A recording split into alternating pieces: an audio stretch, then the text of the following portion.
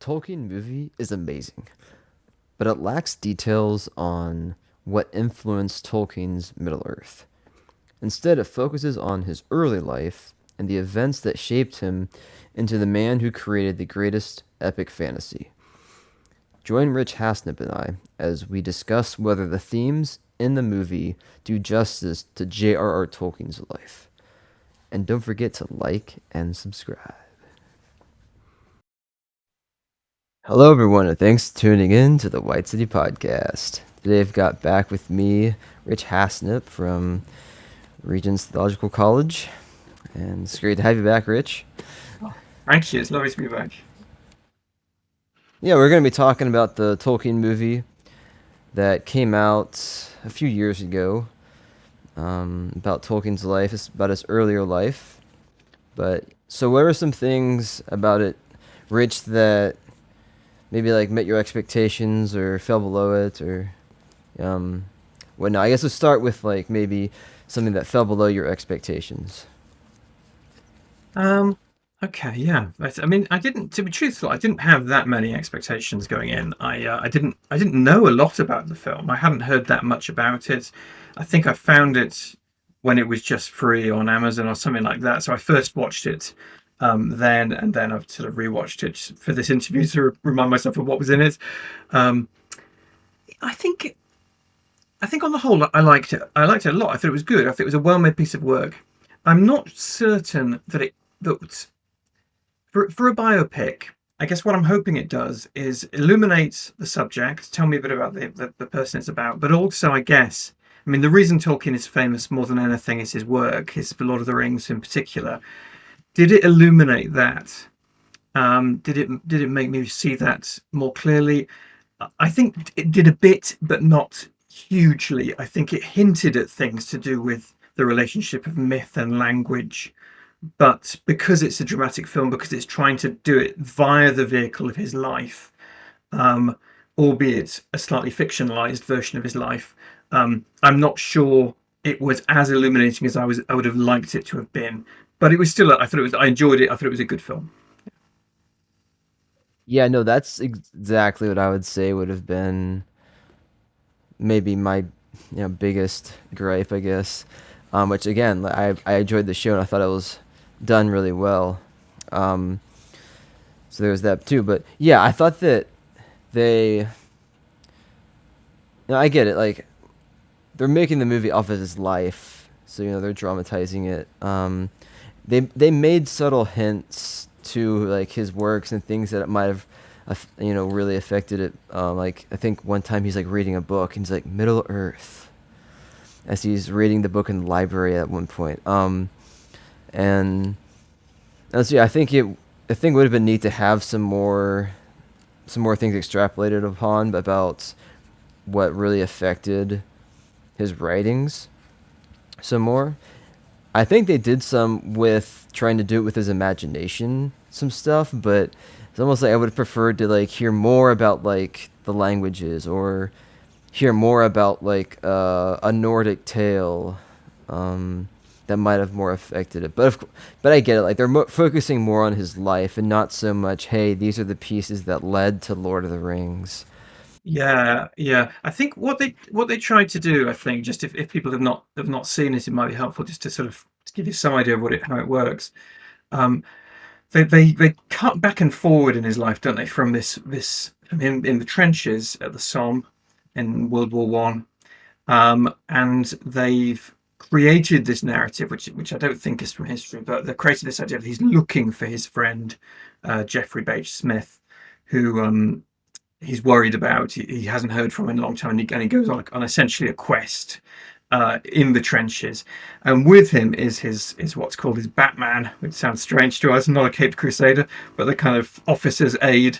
And he's called Sam, which I don't think is true, but at one point, I think Tolkien does say that Sam Gamgee is sort of influenced by those kinds of people he met in the war, so it's probably dramatic license.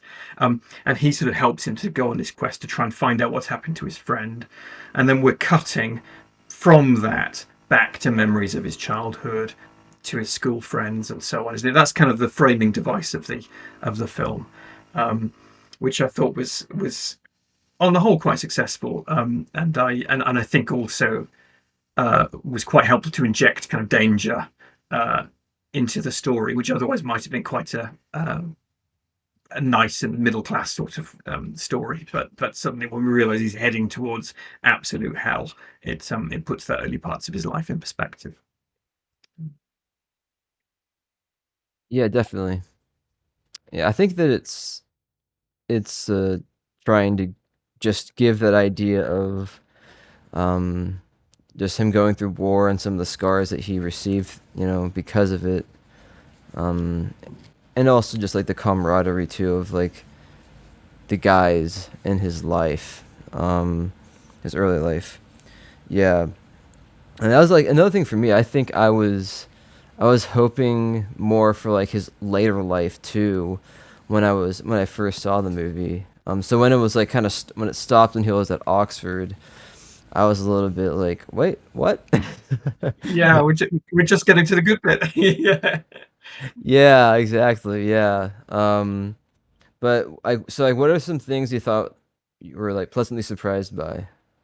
Well, I thought it was well made, and I think it was there were there's moments in the war scenes where you see someone with a flamethrower and he has this sort of vision of a dragon or something like that, and um, that's that was quite impressive, and I liked that sense that the mythic was kind of haunting his experience of war. Again, I'm not totally sure if that's quite accurate or true, but it was visually very powerful and effective. There was a great shot of him. He suddenly stumbles into this sort of shell hole, and it's kind of the water's all red and there's bodies all around it, and the camera zooms up. And I thought that was a visually striking shot, and it did seem like this is kind of like Frodo in Mordor or something like that. We're in the Deadlands here, and so I thought that worked really well. Um, yeah, how about you? What did you enjoy? Hmm. Yeah, I think that like even though I would have like preferred to see some of the things about his later life, I did appreciate the fact that they went through his younger years and then like TCBS and like the Tea Club and Peruvian Society. That's it. Um, yeah, and yeah, so I thought that was cool because I've read like a couple of books on Tolkien, but it never really stood out to me that the Barovian Society, um, that was something that really the different authors had been like pulling, bringing across as like really influential in his life.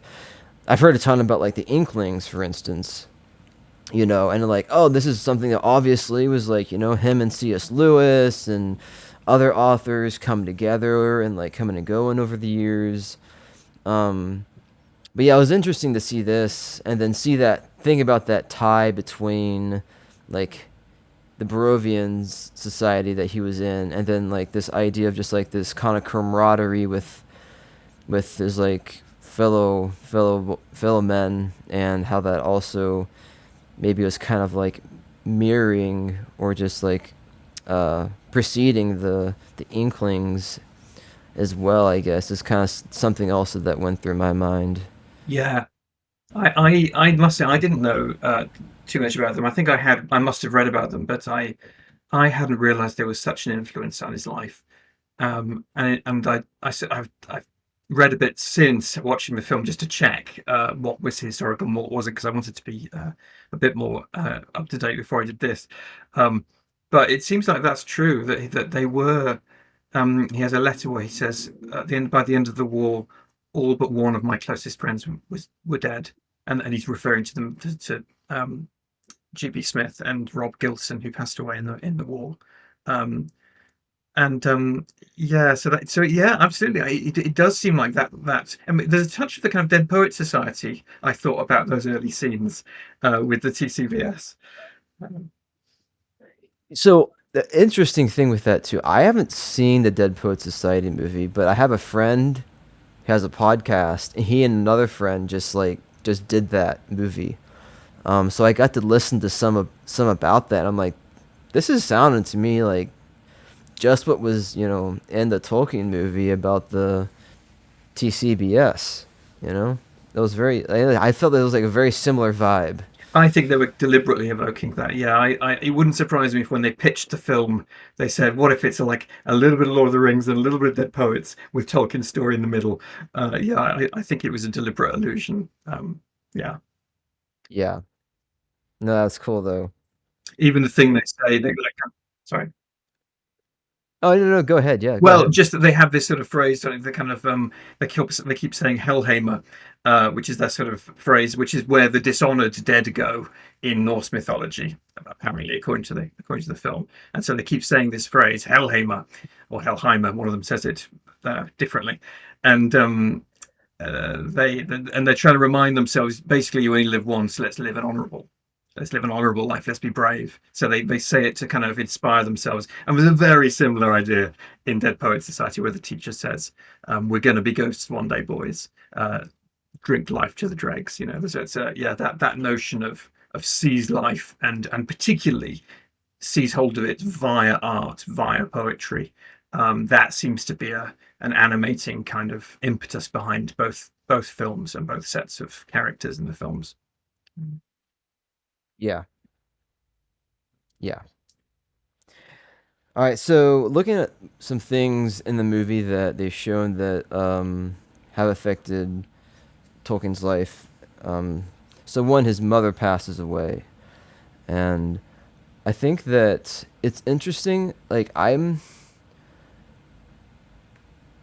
don't know necessarily if they're trying to play this off in the rest of the movie, but one thing that even with me watching it this time, as long as like along with the other time I watched it, was like throughout the movie, Tolkien definitely seems to have like this mischievous side to him.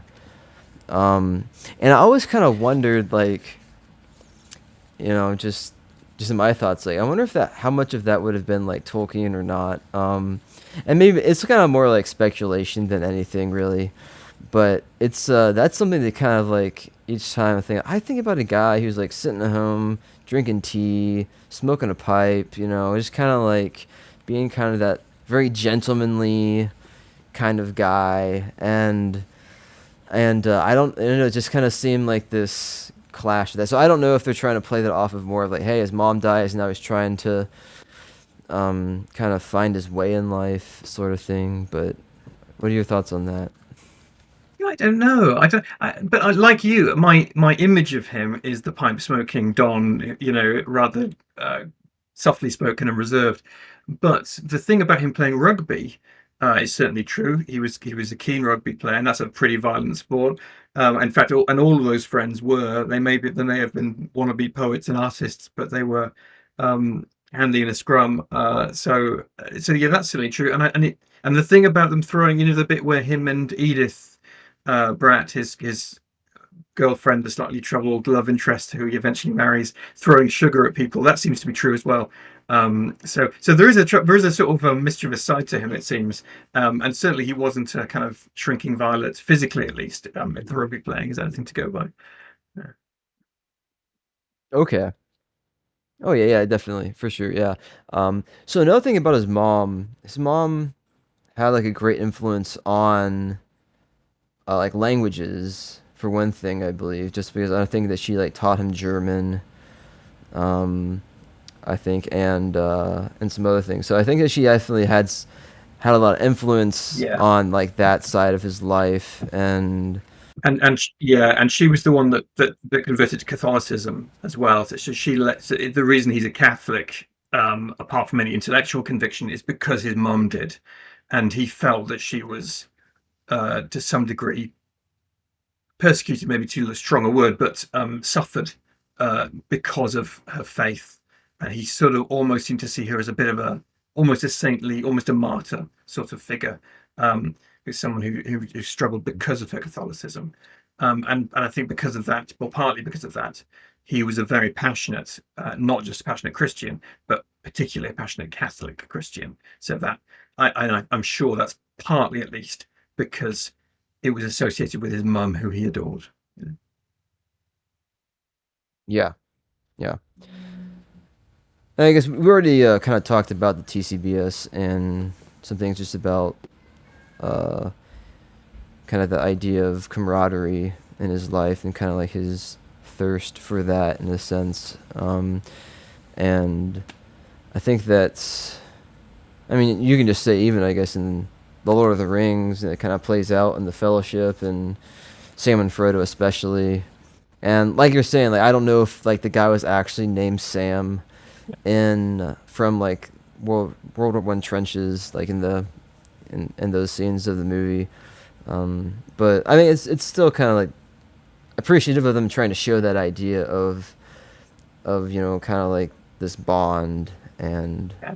what at least that guy was even doing and trying to help Tolkien along the way.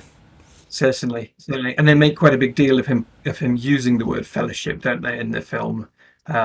I forget exactly. It was just towards the end that he says that's the right word for who we were. We were a fellowship.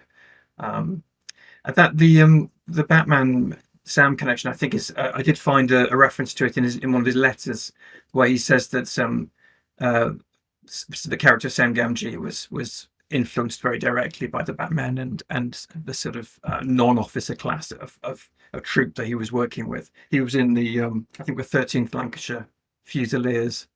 He was a signalman. Um, but he was, and actually that kept him safer than lots of the other men because he was not charging fully on the front. He was signaling and giving information to the rest of the army about troop movements and deployments and enemy positions and so on. Um, but he was working alongside, of course, people who were right at the front and in harm's way. I mean, he was in harm's way, but not as much as they were. Uh, but yeah, I must say actually one of the things I liked about the film and made me think about was the importance of friendship, of male friendship to Tolkien. And I think um, I'm a married man. I have male friends, but I think sometimes perhaps I haven't. Yeah, it challenged me a bit actually. I felt like I haven't valued my friends as much as I perhaps should have done, and it made me think actually that Tolkien, who had, as far as I could see, had a very happy family life, still found time for friendship and treasured that in a really particular way. And yeah, so that was something I appreciated about the film and about the reading I've done since. Um, yeah, Yeah, and just thinking about just like the other relationships in his life too. At one time, I kind of thought like, oh, Tolkien, it must have been like hard for him to really focus on spending time with his family if he's doing all this work, and especially just trying to get all that stuff, kind of perfect in his books. But I think that like I appreciate that the movie showed like the family life side of things and kind of that importance. I thought it was interesting that like I was I don't know necessarily if like comparing like his like post-war kind of feelings and like experience and comparing that to Frodo and his kind of like post journey and still having the scars and um I was trying to even just thinking about that like I thought that would have been an interesting thing for them to tie into of being like out on the other side of this. And I can't remember. Maybe they did like mention something to that effect, but yeah, I think you're right. I think they hinted at it, but um, didn't delve into it. Funnily enough, the film appears to have been based upon a book by a man called John Garth, called Tolkien and the Great War, which I've just been reading. And John Garth makes the point that he sees a connection between fairy tales, which obviously Tolkien loved, and war, and it's a slightly strange connection. But he puts it like this: he says that often in fairy tales, what happens is someone from our world wanders into fairy and has these strange experiences, quite extreme experiences, and then when they go back, sometimes years have gone by and everyone they loved has gone, and sometimes there's just this sense of dislocation between the person who's been in fairy and everyone else. And he compares that to the experience of many soldiers. Not that it was a wonderful fairy-like experience at war, but that everything else now seems unreal. You've had this extreme life and death encounter with absolute evil and utter heroism, and then now we're back to normal, and normal seems so strange. And I thought that was a really powerful point. And I feel like, the fact that Frodo at the end of Lord of the Rings is this slightly dislocated character. He can't slip back into who he was before. He can't even enjoy the Shire as he hopes he would. He has to, in the end, leave Middle Earth altogether. Um, I think there is something of the traumatized soldier in him. The wound that always aches for Frodo, and never stops hurting. So. I think you're absolutely right. I think that is there in Tolkien's writings, and I think and I think they are trying to hint at that in the film. Yeah. Um, so one thing I think is like his, I guess, interesting. Who is it? Father Francis? Was that who the guy is? Is it Francis the guy? Francis Morgan, maybe? I could be wrong with his last name, but Father Francis at least. Yeah, that's certainly right. I think, yeah, yeah. So he definitely, I know, like he definitely had an impact on Tolkien, in a lot of ways. Just like taking him under his wing after his mother passed. And now, one thing I thought though was that is that Edith and Tolkien were like living with him, and they were like in the same house with him, and not the old lady. I could be wrong, but that's what I remembered, and maybe I got that I wrong. think not. I think they were in the same, essentially, sort of foster home. So, Tolkien's dad died in South Africa so they came over to England. They were expecting their dad to join him. Didn't happen. His dad passed away quickly in Africa. Um, Mum died not that long after, and then Father Francis found a home for them, and it seemed to be the same home as Edith Bratt was in, but I think it was with this elderly lady. I think they later moved. Okay. I think Tolkien and his brother will later move to a different home again. But yeah, that I think that's how it played out. Um, but I guess that's why. So a big part of the film was this, the fact that Father Francis says you must not have any romantic connection with Edith. She is not a and I didn't quite follow his reasoning, but whether it's that they're living under the same roof, so there's a question of impropriety, whether it's that Tolkien has no prospects as a man with no parents and no job, and we're not sure what's going to happen to him. So what can you offer a wife? I think probably both of those things might have been there, but until he reaches his majority, which is 21 at the time, so he can have no contact with her. And Tolkien seems to have honoured that. So it's not a kind of teenage rebellion story. He doesn't disobey that. He doesn't write to her. Nothing. He just he respects his father, his spiritual father, and doesn't contact her. And then when he does, a big part of the film is she's actually engaged to someone else. So which again I believe is true. I believe that to be true, that she's promised herself. Yeah, that was definitely an interesting spin. So one last thing with Tolkien's imagination, I think that that's something kind of like I think they're trying to, I think they were trying too hard to push to like some of the things on his imagination. Because like I think I think what they're trying to do, like especially when he was in the trenches, they're trying to show like, hey, this is like what stuff impacted, this kind of side of his storytelling. And then, but it was like, okay, but then on the other things, they just kind of gave whispers maybe of, oh, he reads this book, and Middle Earth is something that comes up in this book. One thing I thought was interesting is that Edith and him go to like on the backstage of that opera, and the opera is about like a ring, and I wasn't sure exactly where that came from. I think maybe it's like a Nordic kind of saga story. Yeah, yeah. Um, like that they're going off of. So there are definitely some things, yeah. Yeah, it is. It's Wagner's story. It's the I forget what it's called. The Ring Cycle. It's sort of a big Wagnerian opera. Last hours. It's quite a nice joke in the film actually about who wants to see a play about a ring that lasts for so many hours. So that's quite a good joke.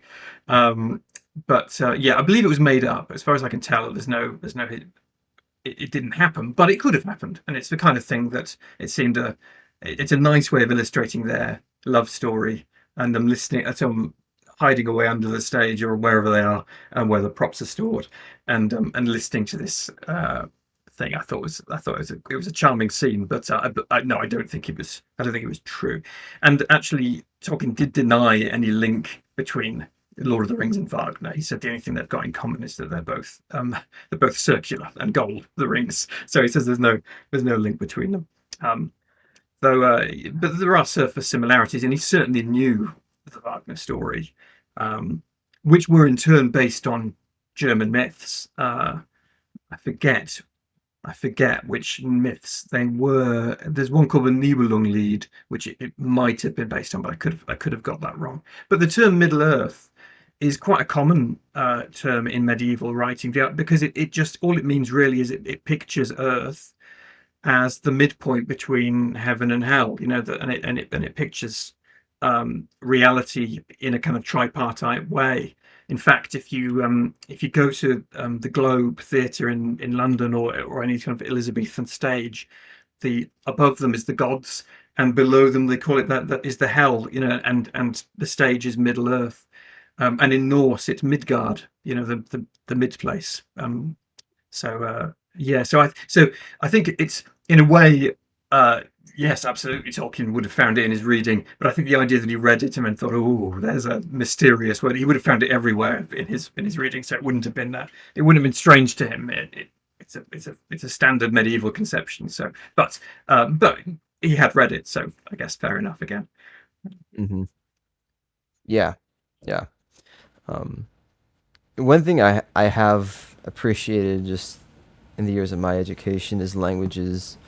Um, so you know, I've had kind of a knack for them too. So I've appreciated that, and I've kind of had that other appreciation too for for Tolkien like coming up with the language entirely. And just as another part of that part of the movie, I thought was really cool. And yeah, and just him like getting back into Oxford and all, and um, it's like, yeah, I think his professor's like, yeah, I've never seen anything like this before, and I mean, hey, maybe, it's true, I guess. Yeah. Yeah. I mean, I love that. I agree with you. I don't really have a knack for language. I wish I did. I did. I studied Old English. I did an English degree, and we read Beowulf in Old English, but I wasn't good at it, and I really struggled. And I passed the exam, but I found it very, very hard. My wife was much better at it, and she did a lot more on that kind of stuff. But even Middle English, I find it, which is Chaucer, I find quite hard to read. Although I've try to stick at it because I'd like to get better. But yeah, the idea of making up languages is completely beyond me. But yeah, I agree. That was a great scene in the it was a great scene in the film where he gets drunk because he's I think because he's just learned that Edith is engaged to someone else, um, and he starts shouting, and he's in a quad, one of the Oxford quads, and he's shouting in Quenya, in his made up Elven language, and people are appearing at the windows and saying, "Shut up down there! Get off the lawn!" And he's doing this beautiful lyrical speech, and the professor then says it sounded a bit like Finnish, which apparently is true. That apparently it is somewhat based on Finnish. So yeah, I too enjoyed that scene. And the lecturer is played by Derek Jacobi, who's quite a famous Shakespearean actor in Britain, and has been in lots of sort of Kenneth Branagh films and stuff like that. So I'm a big fan of Derek Jacobi. So it was nice to see him. He was the professor. Yeah, doing New Yorkshire accent, which is not his native accent.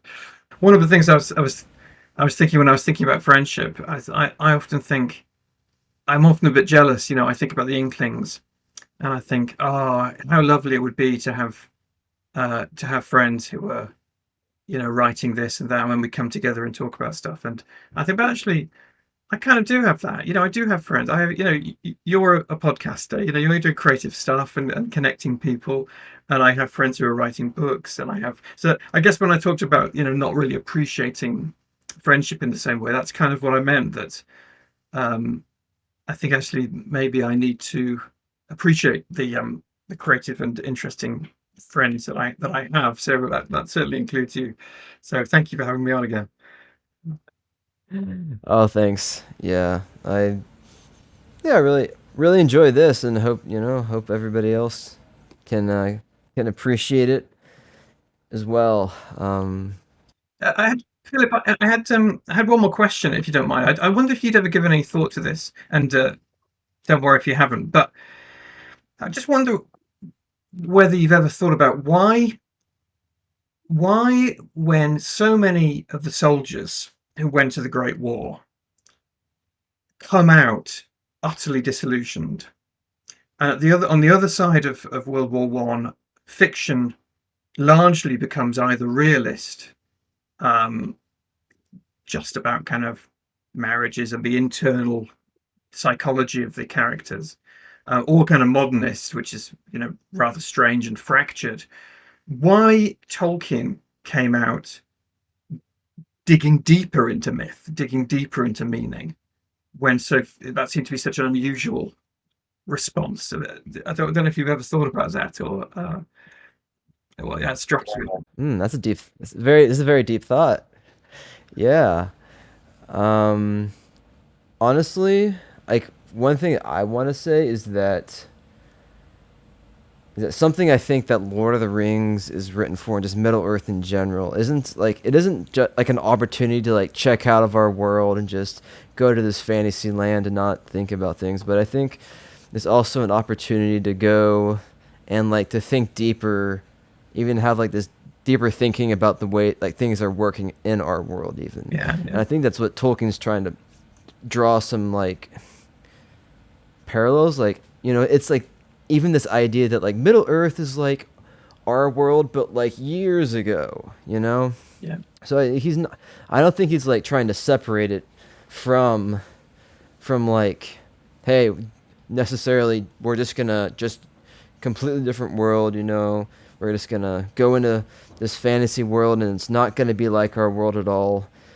So I guess like I don't think it's just him like just getting out of yeah, our world and just going there, but I think it's like an opportunity for him to have like taken his experiences and like kind of in a sense try to build meaning into that, and um, kind of using that as an opportunity to in a sense like kind of help people better understand that the way that things work in our world. yeah. That's a really great point. Yeah, it's yeah.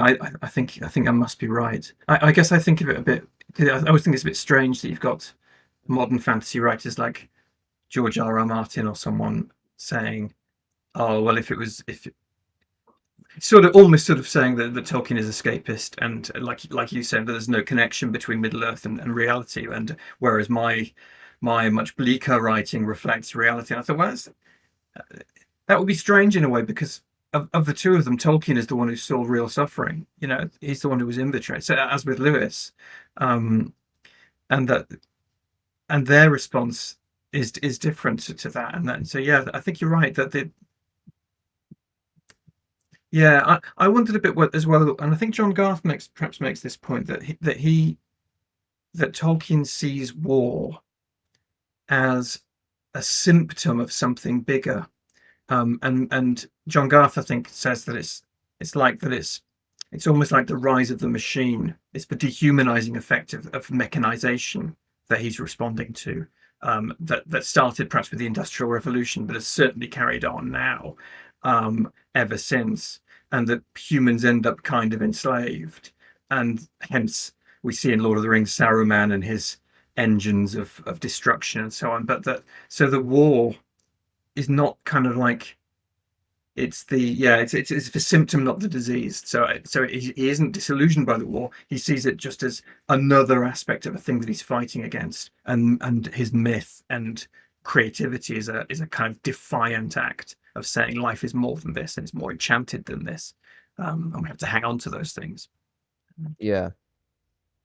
Well, yeah. Another thing too is I think, and I think from like things, a couple things I read, at least one book.